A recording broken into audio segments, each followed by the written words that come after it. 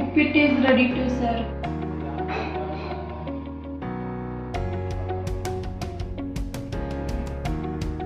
ಶುಭ ದಿನ ವೀಕ್ಷಕರೇ, ಇಂದು ನಾನು ಉಪ್ಪಿಟ್ಟು ಮಾಡುವ ವಿಧಾನವನ್ನು ತಿಳಿಸಿಕೊಡ್ತಾ ಇದ್ದೇನೆ. ಉಪ್ಪಿಟ್ಟು ಮಾಡಲು ಬೇಕಾಗುವ ಸಾಮಗ್ರಿಗಳು: ಕಡಲೆ ಬೀಜ, ಉದ್ದಿನಬೇಳೆ, ಜೀರಿಗೆ, ಸಾಸಿವೆ, ಕರಿಬೇವು, ಶೇಂಗಾ ಬೀಜ, ಈರುಳ್ಳಿ, ಟೊಮೆಟೊ, ಮೆಣಸಿನಕಾಯಿ.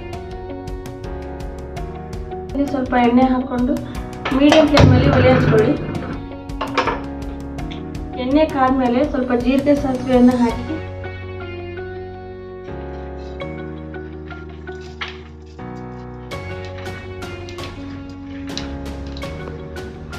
ನಂತರ ಕರಿಬೇವು,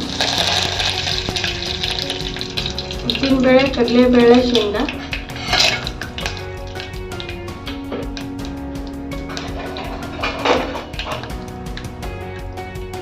ಚೆನ್ನಾಗಿ ಹುರ್ಕೊಳ್ಳಿ.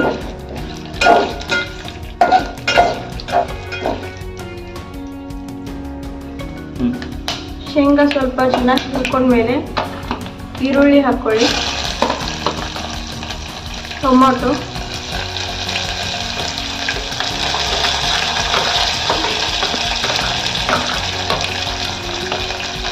ಮೆಣಸಿನಕಾಯಿ, ಟೊಮೆಟೊ ಮಿಕ್ಸ್ ಹಾಕಿ ಚೆನ್ನಾಗಿ ಹುರ್ಕೊಳ್ಳಿ.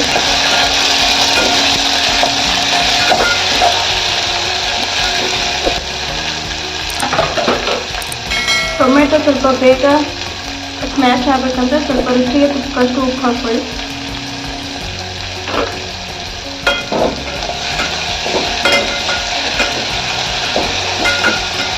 ಒಂದೆರಡು ನಿಮಿಷ ಹೀಗೆ ಬಿಡಿ.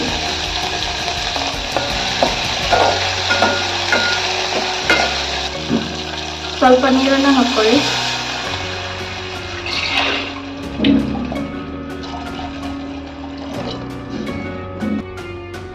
ಸ್ವಲ್ಪ ಸಕ್ಕರೆಯನ್ನು ಹಾಕೊಳ್ಳಿ.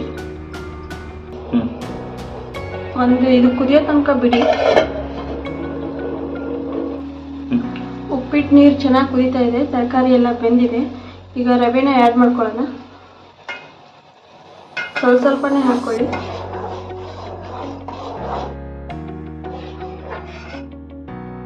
ಈ ಥರ ಥಿಕ್ನೆಸ್ ಬರಬೇಕು.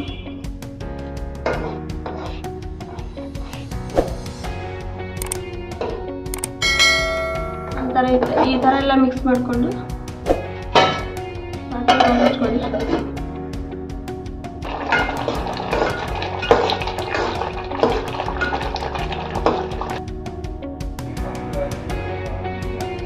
ಉಪ್ಪಿಟ್ಟು is ready to serve.